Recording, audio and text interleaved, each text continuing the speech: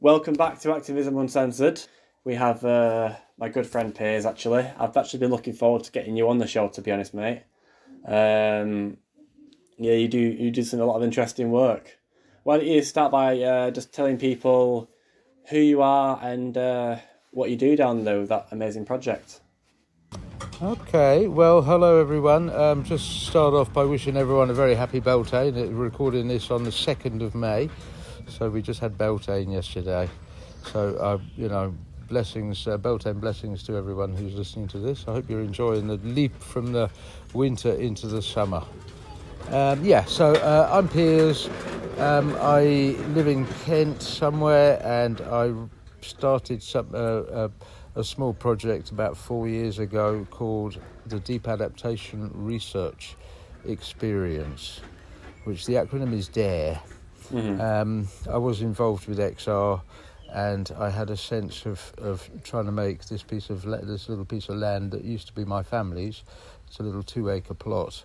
But rather than it be a family plot, I wanted it to be somewhere where we were doing research into deep adaptation. And I don't know if any of your listeners are aware of what deep adaptation is, or would like me to say a few words about my understanding of deep adaptation. Yeah, I mean, go for it. This is go. In your words, what do you mean by deep adaptation? Okay. Well, to me, deep adaptation, it kind of flows on from what was coined in the 1970s by Joanna Macy and Arnie Nace and people called deep ecology, which was the sense of us being connected to the world, to the planet, to our sort of deeper instinctual feeling of connection to the earth. They call that deep ecology, and Joanna Macy has, her work grew out of that movement. So when the concept of deep adaptation came along, it really hit home to me. I've been aware of the climate crisis for 40 years, and I've been sort of campaigning and trying to do what I can to raise the alarm for 40 odd years, pretty much all my working life. And just feeling all the time, it wasn't happening. It was just no traction whatsoever.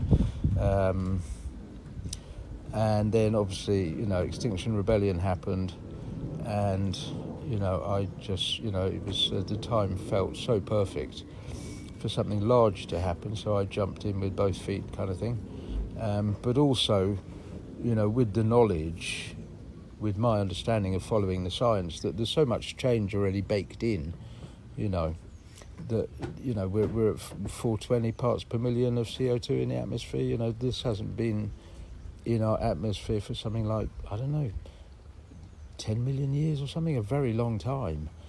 Pre-human, we're at levels of CO2 that humans have never existed on a planet with 420 parts per million of CO2. So that sense of we have got to focus on adapting and learning how to adapt as fast as possible, and starting to be adaptable, to be able to adapt to whatever life is going to bring towards us.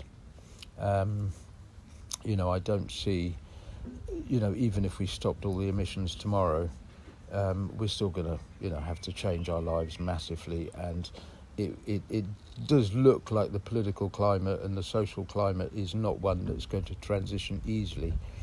I used to think in 2019, 2018, even up to 2020, that there was a certain wave that XR had brought to the game that possibly might have swung things, but I kind of feel that the neoliberal state, the monarchists, the establishment has just, it's just gobbled us up and moved on, like so many other movements in the past have just like been squashed. Well, there is a movement growing again. Sidelined. Yes, there are. Well, there's lots of small movements coming. There is lots of movements coming. Yeah, there is still a groundswell of movement, and I'm excited to still be a part of it. I still believe it's worth taking obstructive activism seriously, but I think it's not the whole picture. And I think we've got to balance.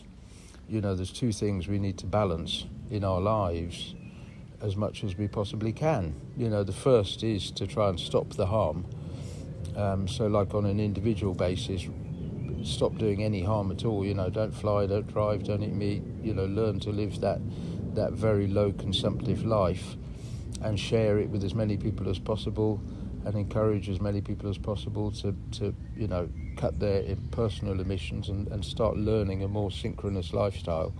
And then I think there is also a place for going out into the street and doing sabotage and doing direct action.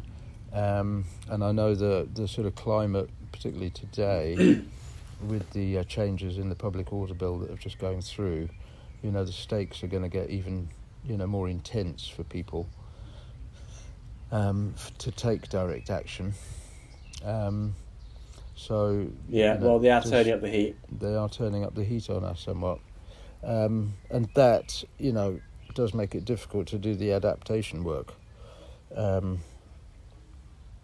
So to tell you the truth, I'm always in this balance of feeling conflicted between the importance of doing the adaptation work, of doing the nature connection work with people, doing as much physical habitat regeneration, doing the growing the food, teaching people about getting your hands dirty in the ground, actually getting in touch with the ground, and learning those sort of life skills. How much food do you grow at your place? We've got 600 or 700 heads of garlic in the ground. We've got 25 kilos of seed potatoes planted. We've got quite a lot. We grow what we can. We do grow what we can, and obviously it's learning the skills and learning, how to do it well. How to do it with the sort of no dig, non-violent attitude and very low consumption, low input system, so that we don't buy in any compost. We don't buy anything in or bring any resource in as far as possible. We try and have that closed cycle of, we compost all our poo. We've got all compost toilets. So we use compost. We use human manure as well as compost. We make a lot of compost as much as we can, and sort of really pay attention to trying to close those cycles and retain the nutrition and retain the humidity in the ground, and just think about thinking about the earth as a living thing, as a living organism. So, we don't dig, because that's quite violent and aggressive, and actually does sort of let off a lot of nitrous oxide, and you lose a lot of compost by digging. So how do you grow gardens without digging? It's all quite experimental what we're doing. Can I say, I was reading about the mycelium networks, the mushroom mycelium networks, and how we turn our fields, don't we? We plough our fields. We dig up the ground and turn it over to bury all the other plants and plant our crops in the soil. But at the same time, we're destroying the mycelium network. Yeah, absolutely. That's like a spider's web that runs all throughout the soil. Absolutely. And all it does, the mycelium network, it trades with the plants, doesn't it? And trades nutrients for can't remember what it is now. Some kind of like sugars that the plant produces from photosynthesis. I can't remember exactly what it's called. I'm not a scientist, but yeah, I mean, I think what we're, what the science is showing, and what a lot of the research is showing, and what my feelings about growing should be, is that it's a symbiotic process. That what I'm doing is beneficial to the ground, and I'm not trying to extract every last potato from the ground. It's like a bit of a give and take, and so needing to sort of really, really be gentle, in our input, and be gentle in our relationship with the earth. Can I ask you a question? If it was your decision, if you were put in charge of the farming, imagine we did change the world, and you were put in charge of farming. How would you change the farm? Because as it stands right now, the farms around the world, we grow in monocrop culture with the same plant in straight lines. We spray pesticides, herbicides, and what's it now?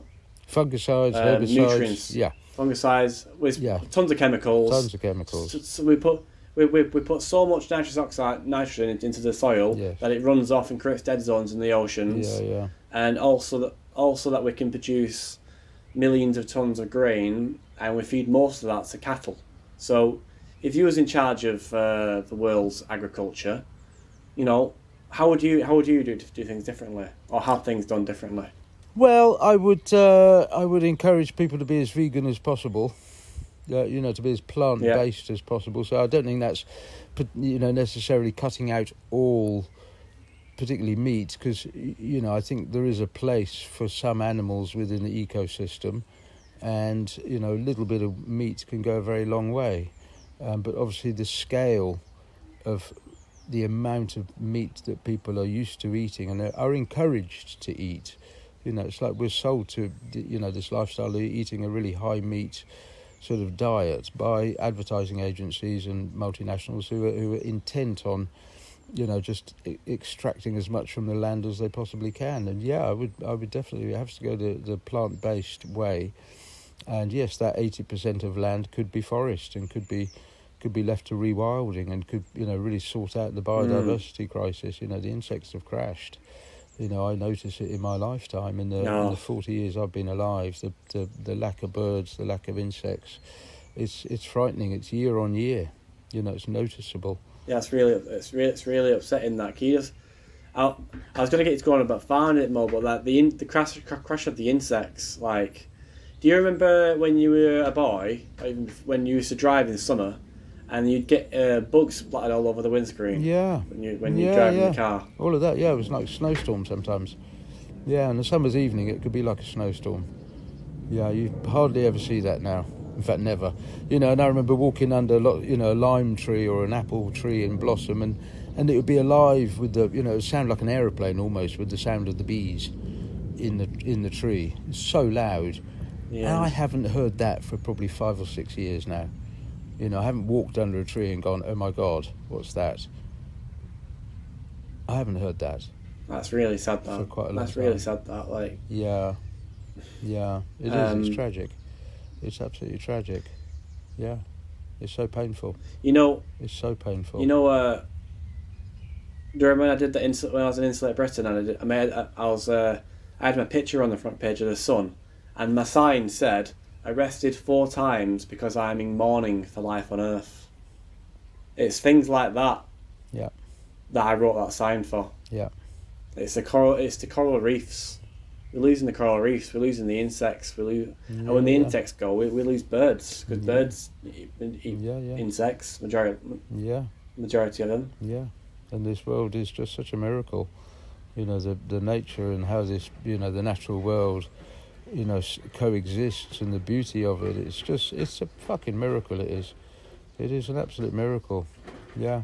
So, you know, in some ways I kind of feel, you know, a lot of people won't, I don't know if they'll ever cotton onto it, you know, whether they'll ever fall in love to such a point with nature that they say, I'm not going to allow this to happen. You know, so I don't know if they are.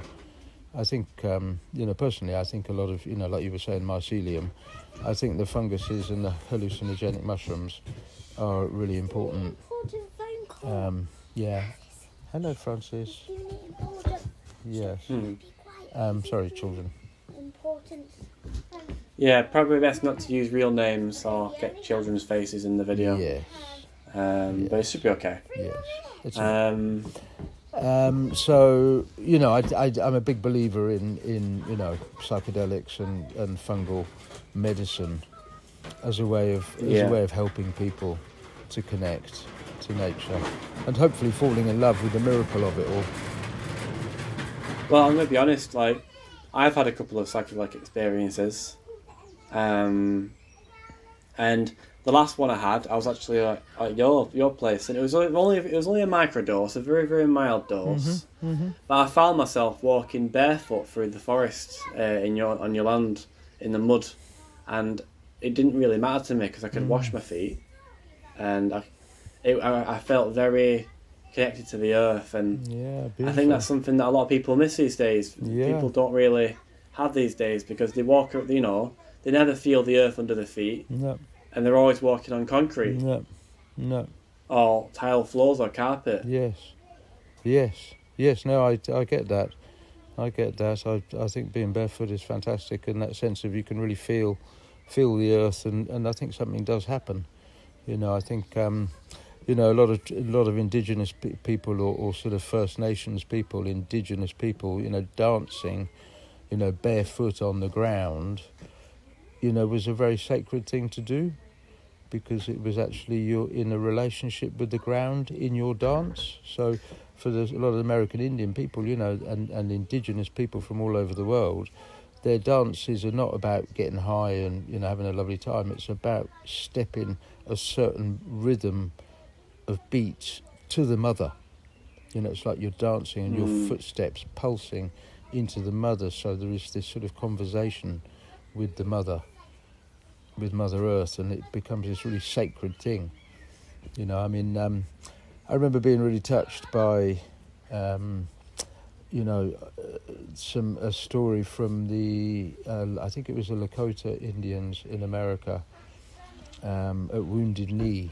Did you ever read a book called Bury My Heart at Wounded Knee? No, I've only read about 10 books. You're not a book man. My entire life. No.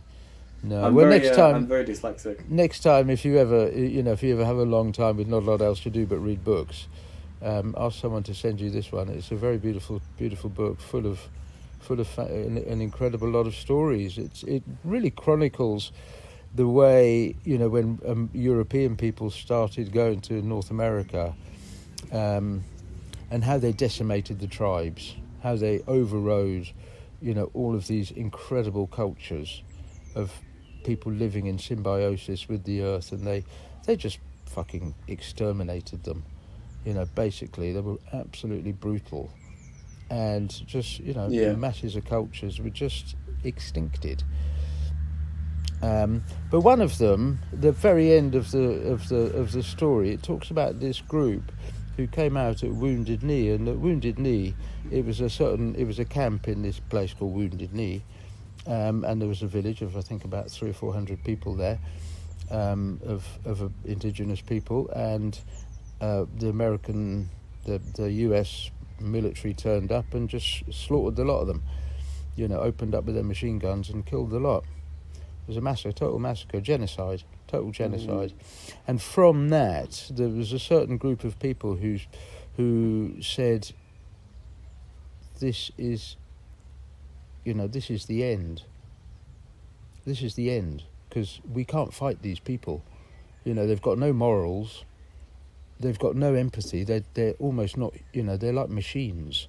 And they had this machine gun, a sort of killing machine. And obviously with bows and arrows and tomahawks, you can't do a lot against a machine gun. And so they sort of put down their guns. They put down their bows and arrows and their tomahawks, and they just started dancing. And they started dancing in a way that they felt at least they had themselves. They thought, if we're going to die dancing, doing our sacred dance, because this is what's most important in our culture. This is the most important thing in the world, is our dance. They called it the ghost dance, and it became a whole movement in the American Indian population. And in some ways, I think something happened, and they stopped getting shot so much. You don't need to shoot people who are just dancing, do you? So these guys. Well, isn't that a strategy of non-violence anyway? It is a strategy of non-violence. Yeah, but it's almost like they stopped paying attention to the aggressor, because they weren't locked in this sort of locked horns trying to fight back. They surrendered, basically. They said, we surrender. You're going to kill us. You're going to rape our children. You're going to rape our children, rape our wives, steal our land, nick all our food, and you're going to kill us. So it's all fucked. There's nothing to lose. We surrender. We're just going to dance. And if you shoot us, well, we go straight to spirit. And at least we're going honourably. And they did stop getting shot. In some way, it was like that sense of surrendering to the inevitable. What they felt was totally inevitable. They were going to be massacred. And I No, think that that's story messed is up, really that. pertinent. So for me, I always hold that story of the ghost dancers, in my consciousness as quite close. And the irony is that they wore these white tunics, and it became, it was a bit of a cult, I think. And the symbol they used, if you ever Google it, you go on Wikipedia and look at ghost dance, the symbol that they sort of stitched into their tunics or their jackets or whatever it was very similar to the XR symbol. It was two triangles, one on top of the other, apart from they had hands and feet coming out the corners, whereas XR, it's just those two triangles. But it's incredible how the same symbolism was used by the ghost dancers as XR ended up using. So I think for me, it really speaks to me of what I think, the place we're in at the moment is this sense of inevitability. 420 parts per million CO2 plus aerosol warming, plus permafrost going to leach out loads of methane, tipping points, blah, blah, blah, blah, blah. It's like we are going over the cliff. And so We are. It's a sense of how do we do that well? How do we do that and remain in joy? See, remain in love? I'm still fighting for. I like to say, like, Plan A is save the world. Plan B is survive the death of the world. Like, I think maybe because I'm young. I'm not young. 30 years old now. Yeah. And I still see. I think if humanity pools its resources now, in the next 5 years, and I mean really, like, yeah, I mean, yeah, to hell with the profit. If they pool their resources, if we pool our resources as a planet, I think we could undo the damage and save this world, and it would be the story to be passed down for generation after generation after generation. Yeah, I think you're right. Of how we did this great thing. I think you're right. I think it's still possible. Okay. That's just me. Great. I mean, you've been in this. You've been doing this for a lot longer than I have. I've barely been in this for 2 years now. Yeah. Do you remember when we first met? What we were getting up to?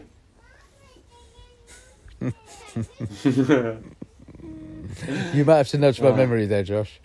It's you might have to nudge my memory. Do you remember the wedding bus? Ah, the wedding bus, yes. How could you forget the wedding bus? Well, I didn't know if that was the first time. Yeah, but yes, I do remember. Yes, of course. I think it was. It was the first time. I do remember you turning up. Yeah. Coming in and thinking, God, this guy's really cool. I really loved your energy and your can-do attitude. It was great. Just for everyone who doesn't know what the wedding bus was, we had an open top bus, single decker, and disguised it as a wedding party, and drove it right through the middle of an Extinction Rebellion protest. Put the brakes on, glued to the windows, and started building a tower on top. It's quite impressive, really. Yeah, it was that was my third ever arrest. That was it. Your third. Yeah. The third, yeah. Third. Okay. Right. Yeah. No, I do remember that, and I remember what struck me about that event is it was such a beautiful thing, a wedding, and we drove the bus onto the south side of London Bridge, and pulled it onto that crossroads there, and we put the banners over the edge, and the banners said "Code Red for humanity," end fossil fuel addiction or something. And that was on the back of, Antonio Guterres' IPCC, Code Red for Humanity report had just come out. And the police just came at us, didn't they? They just absolutely went. They came over the top. It was a Pirates of the Caribbean thing. They were coming over the side. I needed my cutlass and wanted to, they're boarding over the edge and they were climbing over the top. Yeah, and it was that brutality, of a lot of these. They were smashing windows and hitting people, with the batons. Yeah, totally. He got really quite. They were loving it. They were like. I was on on top drilling the platform together. Yeah. Like I was up like a level up. I remember. Yeah. I remember thinking like the police are going to climb straight over this bus, and we were like, oh, they won't do it because of health and safety. I remember I looked up at one point and it was just coppers like climbing in like 2, Yeah. 4, Yeah. 6, and I just saw that I was like, oh, it's over. Yeah. We're done. We're done. Yeah. Yeah. Wow. Yeah. And I think, I think, for me, it was that thing of realising, hey, we're right on the edge of the City of London. And the City of London, for the last 500 years, has been the most brutal seat of power. I was arrested when I was arrested when I was 22 in the City of London, and they nearly broke my fingers. They did that thing where they bend your fingers back. They hold your hand and bend your finger back so it's almost going to break. Oh. It's a pain restraint thing. They did that to me then, That was part of the Stop the City movement, a sort of anarchic green movement back in 1982 or something it was. And they what was were that for? That? See, I've never heard of that movement. What was that movement about? It was called Stop the City, and it was about stopping the neoliberals, stopping the fossil fuel investments, stopping the banks and the big corporations, stopping the media. 1982. Yes, early 1980s. 1982. Early 1980s. Wow. I was 22. That's And they did me for assaulting. 10 years before I was. Yeah. 10 years before I was born. Yeah. They did you for what? They did me for assaulting a copper. They tried to get me for assaulting a copper. I was found not guilty. But they tried to do me for assaulting a copper. And I suppose I realised at that point, I thought, the British Empire was so successful because British people are the most ruthless. Through our history, we started the slave trade. The British monarchy, the British state, has been the most brutal and repressive, state in the world. That's why it was so great. That's what made it so great. We're a tiny little island with nothing, with no resources. And how did we become the biggest empire in the world? By being fucking bastards. By being the most aggressive, the most ruthless. So I kind of realise, I kind of think there's a certain naivety to think that we can change it because these people they're ruthless. Yeah, they are. I remember going to the Occupy movement, when they occupied outside St Paul's, whenever that was.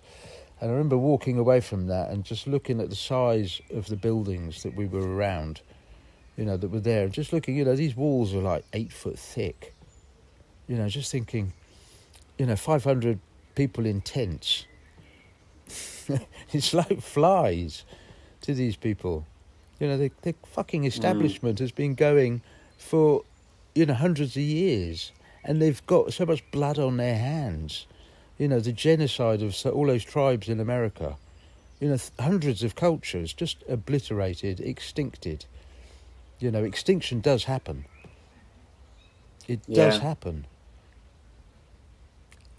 So it's not it is, it's not like oh, this is the first time it's ever happened. British people have been exterminating cultures for the last 300-400 years. Ruthlessly, hundreds of them. Hundreds of cultures have just disappeared and been extincted. I agree with you, mate. Like, people sometimes look back and say, I'm proud of the British Empire, and I look back at it. I've actually learned a bit of history about the British Empire, and I'm like, really? Yeah. Really? Really? You're proud of that? I mean, yeah, we you got a lot of land. I mean, I'm not hating on my own country, but we've got a pretty dark history.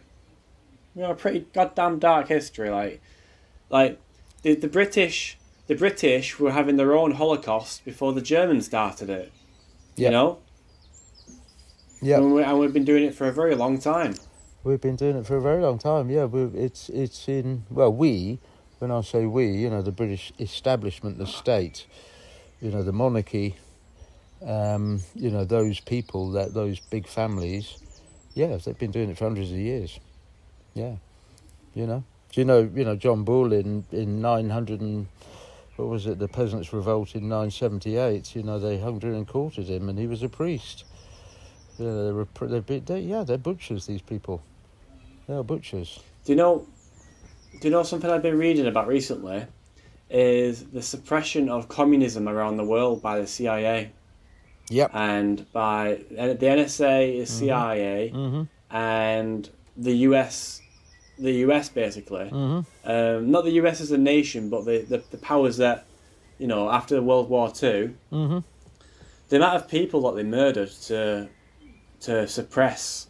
I mean, they not only suppressed uprisings of communism, of people power, they suppressed the idea of what communism is. Like, they tried to muddy the waters and make it seem like it was the USSR, like the strict sorry, can't get my words out. The strict regime of the USSR was state capitalist, and they had no freedoms. Now these books I've been reading, like, communism is supposed to be like the breakdown of those powers into smaller autonomous regions. But I was going with this, yeah. But since World War II, there's been a massive repression of these kinds of movements. And the reason I came onto this is because, like you said about them being ruthless, they've been equally as ruthless suppressing these grassroots movements for the last 7 decades. Yeah.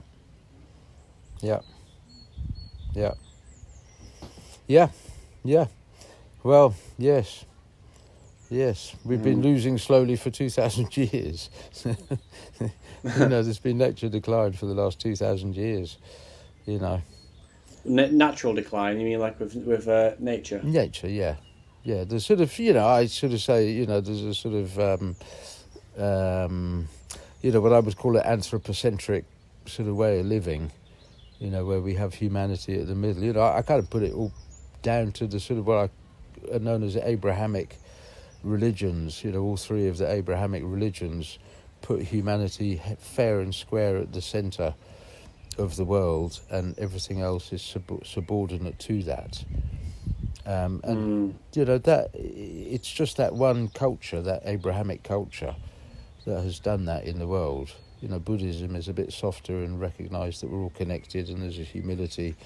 You know, I don't know about Hinduism and Sikhism, but certainly a lot of those sort of indigenous cultures, you know, they didn't really have, in my understanding, this sort of really human-centric concept, you know, that we were separate and different and special compared to the other animals. They always respected, I think, that there was a sort of flow, you know, that you needed to be gentle with your mother. You know, don't take too much. Be respectful of the animals. Be respectful of the nature. You know, and this sort of. And for the last few hundred years, we've been harnessing nature. We've been completely. We've been taking as a metaphor. We've been taking every last potato out of the ground. Yeah, well, yeah, we've had that attitude for quite a few, you know, for a couple of thousand years, I think, but we just got really good at it. You know, with the Industrial Revolution and the birth of fossil fuels, and, you know, suddenly unleashing all that power, all that energy. You know, it's just got ridiculously efficient and got to the point where it's gone beyond the point where nature can recover. You know, when you drag a tractor over a field, it's not the same as walking a horse with a plough. You know, the land can recover just because you can't walk that quickly with a horse. You know, but a tractor. Well, I think the land can recover, but we're damaging it faster than the recovery rate. It's that, yes. We're damaging it so much quicker. Yeah, and our machines are so efficient. Yeah, and everything is so efficient that there is just no space for nature. So the rate of change has just got ridiculous. You know, it's just gone up and up and up and up. It's that hockey stick curve. Yeah, so I do kind of feel we are living in that, you know, experience in the time of huge change coming. Oh, huge changes. Huge changes. When I first realised about the climate crisis, I realised that huge change was coming, and for the better or for worse. Like, either way, it's not going to stay as it is now. No. You know, No. it's either going to we're either going to have the breakdown of Earth's climate and weather systems and the collapse of the global food trade, or we're going to completely change every single industry on Earth. And that means that the way the world is today will either change by choice or painfully, but not by choice. Yeah. It looks like it's going to be painfully and not by choice. You know, because I just think the changes are coming, you know, next year, this year, next year, the year after. And, you know, there's still fucking Formula One racing. You know, there's some twat put a rocket, you know, up to space the other day thinking that was a good idea. You know, what the fuck is he doing?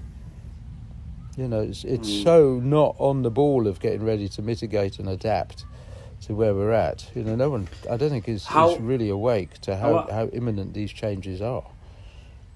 I want to ask you a question, right? So scientists coined multi-breadbasket failure. So just explain to people what this is. So you've got different regions of the world known as breadbaskets. So you got like North America, you've got different continents: North America, South America, Asia, Africa. You know, a few different places. And last year, the Indian breadbasket failed with drought. The year before that, it was Canada failed. But it's okay because those countries can import food from other places because it's not happening everywhere at the same time. Now, multi-breadbasket failure is where this happens everywhere at the same time and nobody can import food from anywhere because everyone's suffering drought. In your opinion, when do you reckon we'll start seeing events like multi-breadbasket failures on this planet? Where are we, 2023? So I think by 2027, 2028... we'll start seeing, you know, more and more of these events. I think it'll be an incremental one. You know, it's not 100% failure. It'll be like, I mean, they're predicting this year's rice harvest. They're expecting it to be down 30% already. You know, they're already predicting it's going to be down 30%, just the rice crop. I don't know about the wheat or the barley or the oats or the maize or all the other fodder crops. But obviously, you know, if people stop feeding all this stuff to animals, you know, there would be a huge amount of slack in the system. Do you see what I mean? Yeah, there would. So it's that thing of, you know, they're quite happy to let black and brown people starve in Africa and we'll take their corn and feed it to our chickens and pigs so that we can keep eating chicken nuggets and bacon sandwiches. You know, where all that grain could quite easily feed everyone in Sudan, Somalia, Yemen, you know, everywhere where there's famine and starvation. It's not that there's a shortage of food. You know, it's just that our priorities are in the wrong place. Our priorities are in the wrong place, yeah. And they'll do it, you know, they did that before in the Irish potato famine, didn't they? They exported from Ireland nearly all the wheat and the barley and the oats from Ireland into the UK to feed animals. That's why so many people died in Ireland. The potato famine was into potatoes, but there was enough food in Ireland to feed the Irish people. But the British government took it all out. They took it. They exported it to England to feed to the cows and the chickens and the pigs and the chickens. So there is that class of people who will do that. You know, they're selfish. Yeah. They don't have empathy. They don't know what compassion is. They don't know what empathy is. They're only empathic to their own, you know, kin. Yeah. You know, they say they'll do anything for their children, but they won't do anything for anyone else's children. In fact, they'll push, you know, someone else's child under a train. You put it so fucking brutally, but you're not wrong. These are the people we're working with. I mean, really, you know. And these are the people who are running the country. These are the people who are running the country, yeah. These are the people who are running the country. They don't have empathy. I don't know if you saw that Novara Media thing with Mark Beard, I think he was. He did a really nice thing with Ash Sukar about how he reckoned, because they'd all been sort of sent to boarding school when they were very young, they were sort of emotionally cut off. and dissociated from their capacity to feel empathy. And it's this sort of public school training ground where these really strict boarding schools, the public schools people spend a lot of money sending their children to, are so abusive and so hierarchical and basically so abusive that the children come out with with a capacity to lie, to cheat, to hurt each other, to not feel empathy. And these are the people who are in charge of the country. 85% of high court judges are public school educated. I don't know how many members of the Tory party, probably 100% of the Tory party are public school educated. So they're all like emotionally... Public school? Public school, boarding school. Eton and places like that. And they're fucking brutal. I was looking at I was camping by the sea the other day, by the way. Cycled up to the ocean, camped by the sea, and there's a big boarding school there. And my partner, she homeschools her kids. They learn about nature, and they spend a lot of time in nature, and they spend Beautiful. a lot learning lots of different cool, interesting things, and they have a lot of freedom, and they have to express themselves creatively, and spend a lot of time with the parent. So they've got a really close bond with the parents and the siblings. Yeah. And I compare that to that boarding school. I'm looking at that. It looks like Hogwarts. Yeah. I'm thinking, bloody hell. Yeah, those kids couldn't be so different. I had a neighbour come and complain to me the other day, and she said, "Why can't nature be tidy? Why can't sustainability be tidy?" And I said, nature isn't tidy. It's messy. It just is. It's what is it in your frame of mind that you want everything to be tidy about? What is it you're so hung up about that you want everything tidy? Can't you cope with a little bit of diversity?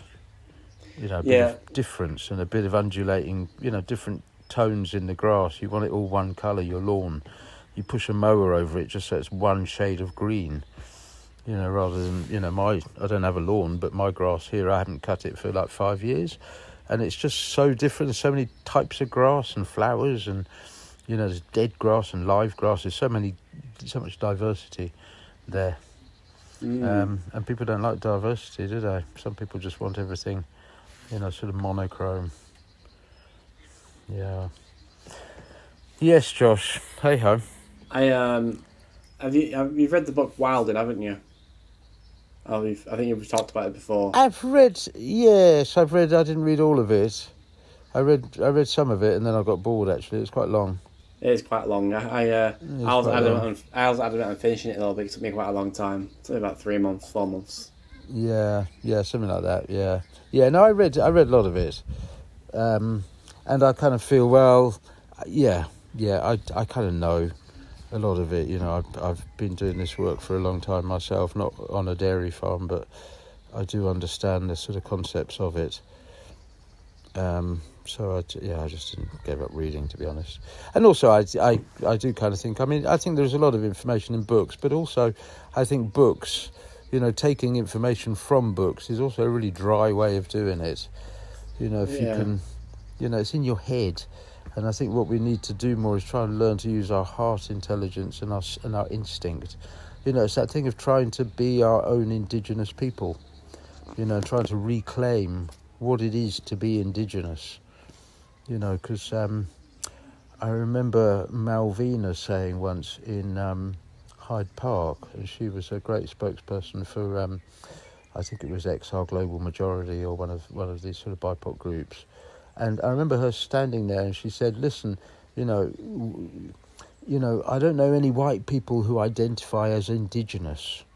European people feel that we're not indigenous, or that you are not." She's not white, and she was saying, "You white people, you need to claim your own land again. It's like there's a sort of colonial thing going on where we're trying to help, black and brown indigenous people stay on their land." And she was saying, you guys need to sort out and retake your land and retake your own indigenous nature and your own indigenous way of living, which is messy, which is indigenous. Yeah. And we need to try and do that. You know, I think it's that thing of, you know, I've heard so many times that Indigenous people hold the knowledge that we need to regenerate our land, you know, because they understand plants in a way that's different to the scientific way.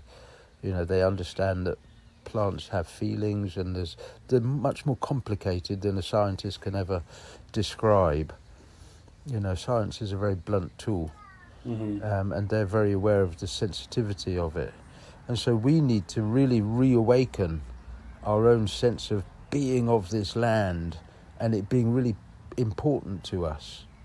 And it's our land, not in a sort of fascist, sort of nationalistic kind of way, but in a way of we're connected to it and we can look after it and we can have a relationship, a meaningful relationship with it. You know, we can have a proper fucking relationship with it. Whereas, you know, I think for most European people, it's like we don't even imagine that we could go back to that place or rediscover that place of finding our own indigenous sort of way of living on this land. Who knows, it might come back, because in a fascist state, obviously, you know, it's probably better that you know how to live out in the woods. I want to learn. How to live. You need to know how to live away from the tarmac, away from the street lights, away from how the do you phones. feed yourself? You know, how do you feed yourself? How do you live with very little food? Yeah, and how do you just eat a little bit of buds off this plant and buds off that plant? And how do you catch a rabbit, or how do you catch a deer, or how do you steal food or whatever? But how do you live outside of the system? You know, if the system is so fucked, and it is fucked, and it is going down, and it, you know, it's not that I'm prepping in that way of hoarding tins of baked beans and getting shotguns to defend my little stash. Do you know what I mean? It's not that. It's like thinking, actually, in a changing landscape, changing climate, we have to know how to survive. To survive, we're going to need to know how to adapt, and how to live and work on the land, and move through the land, and read the landscape. Yeah. You know, Bob Marley said, you know, he who fights and runs away, he who fights and runs away, lives to fight another day. In a heathen jungle. Dum, da, dum, da, da, da, da, da, dum. So I really like that line, you know, that sense of we're going to have to survive this. I don't know how we can, to be honest, because I think it's going to be. I think even if you try and survive there, if we have, you know, the world's biggest drought and we have multi-breadbasket failure, and how many people live in London? 8 million, is it? Something like that. 12 or 13, isn't it? 12 or 13. So can you imagine 12 or 13? We're all going to set off walking in every direction. Like, there's going to be millions of people on the march, and they're going to spread out equally in every direction, and you're going to have an endless stream of starving Londoners turning up at your house. Yeah. And you know. Well, you don't think I'll still be here, do you? Well, fine. I don't know. I'll leave the food for them, and I'll probably disappear. Yeah, well, that's probably good. But if I'll take what I can carry and even if you leave the rest. Even if you're out in the countryside somewhere and you've got a nice big farm and you've got guns and shotguns and you've got a mountain of food, it's not going to work, is it? It's going to be, first of all, there's going to be one starving Londoner turn up with his family, and you're going to turn him away at gunpoint. He's probably going to walk away. And then the next one will come, and the next one will come, and the next one will come. And before you know it, you'll have turned away about 100 of them. And quarter of a mile away, 100 starving Londoners will be now saying, well, he's obviously got a load of food to hide. Let's go break into his house at 4 o'clock in the morning and tie him up. You know? That's why I wouldn't stay. Do you know what I mean? I'd be out of here before, you know, I'd be gone way before then, dude. I'd be gone there and trying to find people I love and trying to make sure I'm close to the people I love. Yeah. And help look after the people I love. Same. I'm quite not going to stick around. I'm quite terrified, to be honest, because, you know, I with the age that I'm at now, I stand to live through the breakdown of Earth's life support systems, the breakdown of Yep. the global food trade. Yeah. I'm gonna live I'm gonna live to see a lot of suffering. Yeah. So you know, It's going to be really hard. well, It's going to be really hard. I've been aware of that for a while. You know how we learn to live, knowing, you know, that there are billions of people starving. I mean, it's happening now already. You know, in Yemen, I don't know how many people are dying of starvation. In the Horn of Africa, there's a famine. You know, people are dying now of starvation, and this is only going to get worse. You know, a friend of mine was working in Macedonia. She went out to help people, the refugees there, who were trying to come into Europe, and she said the stories from outside of Europe, you know, of just the breakdown of society, that it is started already, the breakdown of society outside of Europe. do you remember millions any of the stories? Refugees trying to. Did she tell you any of the stories? Yeah, it was brutal. It was brutal. The police were just brutalising them. Just brutalising them. You know, what they were met with on the border, you know, they've built this fence across Macedonia and Croatia, I think it is, over in Eastern Europe. You know, it's a fucking 24-foot fence to keep people out, and the people trying to get across. It's just like, the brutality of it. The brutality. You know, from the state. There's a lot of people in the UK that think like we should stop the immigrants from coming, but you got to imagine, like, if it's not raining in your country anymore, you've got two options: starve or leave. Yeah. And people try and blame them. They say, well, why can't they build their own country? Why can't they get their own country together? Well, a lot of these countries, for one, have been created artificially by the British Empire and the Spanish Empire and the Germans and the Portuguese, and then they've just been left to fend for themselves, and now they're first on the chopping block for the climate crisis. And you know, if you were starving and you're watching your kids starve, and it's starve or leave, anybody in the world, you'd grab all of your shit and you'd go. Yeah. You think, I'm gonna do this for my kids, you know? Absolutely. Yeah. And people, so they're met with this sort of this really right wing. You know, there's no empathy, there's no compassion, and you know, just over the border, there's loads of food. They're feeding, you know, grade A wheat and barley to chickens and pigs. You know, they're feeding sackfuls of soybeans to pigs to fatten them up for their bacon, and you know, just a little bit of that food would go a long way in Yemen. Yeah, well, in the UK, we throw away tons and tons and tons, hundreds of tons, thousands of tons, probably millions of tons of food every year. Like not even like scraping the odd Brussels sprout into the bin after you finished eating. I'm talking like once food goes 1 day out of date and the shops can no longer legally sell it, they take it around the back, throw it into a big dumpster and crush it and take it to landfill. The other week, by the way, I went into a dumpster around the back of a supermarket and pulled out 2 massive bin bags full of vegetables. Potatoes, carrots, tons of broccoli, onions, sweet potatoes, all kind of. There was about 50 apples, 50 lemons, 50 oranges. I had to throw. I dragged it all to a park because I could barely pick it up. It was so heavy, and I threw away about 50 apples. I threw away like almost all the apples, oranges, and lemons just because. It's fucking disgusting. I couldn't even carry them. Yeah. There was more than I could carry.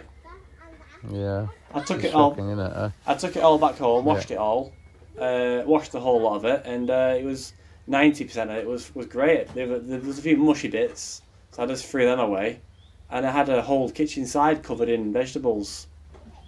So then my mother-in-law came round and took a load of them and helped distribute them around the community. Oh, fantastic. Yeah, yeah, yeah. It should be illegal to do that kind of stuff, shouldn't it? To throw food away. It should be illegal. It's illegal in France, you know. Is it? Yeah, it's illegal for Is them it? to throw away in France. Well, they're a bit more progressive in France, let's be honest. They know how to do things a bit better than we do. I know. Yes. I feel like we're sliding more towards, you know, a fascist state that takes away your freedoms. To be honest. Yeah. Yeah. No, I think you're right. I think we're sliding quite fast. But who knows? You know, for it to be that critical mass, something might happen, and I think it's slightly beyond our control. You know, like you know, the Brixton riots, the Tottenham riots, the you know, Handsworth riots. They just sparked, didn't they? There was no big movement to make them happen. They just happened. It was a synchronicity of some act of state repression and state violence just ignited something in a critical number of people, and they went out and did it and rioted and you know, got a bit French about it, didn't they? Burning stuff, smashing stuff. And I think unless that happens, you know, that is not something you can plan or provoke. I don't think. I think these things just happen, and I think they will happen, and hopefully quite soon. And hopefully enough that it will actually get some proper changes to happen. I don't know. Yeah, I don't know, Josh. I don't want to be a doomer, but I totally get it. I think we're in for a really interesting time. You know, I keep hearing people say, you know, it's certainly a very interesting time to be alive. Oh, God, yeah. The next 20, 30 years are going to be, shall we say, interesting.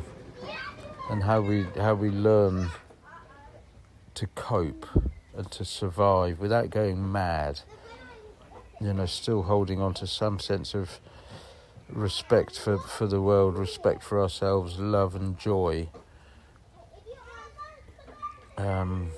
is going to be really hard. Yeah. Knowing that this is happening. Can I say what? Do you know what I'm trying to do? Well, I think you already know what I'm trying to do. I'm trying to find the right combination of words to change the world. I'm trying to create the thing that seems like it's impossible. You know? The global non-violent revolution like the world has never seen before. And I might be naive. I don't think I'm naive, but I think it's not impossible. It's not like completely impossible, like 0% chance. It might be pretty close to zero. It might be like 0.00001 or something like that. But if it's not impossible, then that means that it is possible. And if it is possible, then that is enough. Yes. Yes. But I suppose even finding within yourself, you know, your own revolution. You know, the thing with activism, you know, it's like activists are trying to change other people, you know, and obviously that's a much harder thing to do than to change yourself. Yeah. You know, the only thing we have any autonomy over is ourselves. So, you know, for me, is making sure that you start, you know, by living your life as you want, as you feel is totally yourself. Mm-hmm. And in tune and in, you know, it's that thing of being the change that we want to be, you know, finding the way that we need to live and then living it. Well, changing other people. You're doing that really, aren't you? In a way. Yeah, kind of, yeah. I realise there's a sort of arrogance in trying to change other people. I don't think you can change other people. I want to change the state. No, you can show them stuff and you can role model stuff to them and you can open doors for them. But if they don't want to learn, they're not going to learn. If they don't want to listen, they're not going to listen. If they're not ready, they're not, you know, you can shout at them, but they're not going to hear you. Unless they're ready to hear it. So that sense of, you know, just got to focus on your own internal revolution and live your life, you know, in integrity and with joy and with love. I do appreciate all that. you know, wisdom. in a sort of sense of service, a sense of, you know, in service to the mother and to the more than humans and the humans, and all of life. And then, you know, beyond that, it's like we can't save the whole world, Josh. You know, you can save your bit of the world, the bit of the world that you have around you. You have some autonomy over that. You know, think global but act local. You know, we can't change stuff that's... We can't change stuff that's going on in Yemen. We can't change stuff that's going on in Palestine. We can't change stuff, you know, it's too far away. We can't change what's going on in China. But we can change stuff that's going on in Manchester, in the area you live in. I can try and change some stuff in the area of Kent where I'm living. I can do that. That's realistic. I might even go to London, and with another few thousand people, we could change something in this country. But I think that's even less, you know. But that sense of, what I have most autonomy over is myself and my immediate neighbourhood, my immediate community. Yeah. Well, I can impact that a lot. There's a lot of value in that. There's a lot of value in that idea. I mean, yeah, it's really complicated, and it's so painful. It's so complicated to think about, you know, and how we live with this knowledge that you know, or a lot of people are going to die of starvation. It's going to be. I don't know how we can live with that and still eat. You know. I can't live with that. If I didn't go I can't live with that. If I didn't go fucking balls to the wall of trying to change the world and trying to save the billions of lives, by the time I'm like your age, I don't think I'd be very happy with myself, you know? I don't think I'd like myself very much if I didn't try now. No, but you know, sometimes we have to just do what we can. You can only do what you can, Josh. Well, imagine if you told... Imagine if you told Gandhi as a young man to only do what he can. Eh? Josh, I can hear the dinner bell is about to go in this lovely place. That's fine. Well, we've just passed an hour anyway. So let me just round off by saying, if you've enjoyed this episode, subscribe to Activism Uncensored on YouTube, follow us on Twitter, and we'll end it there.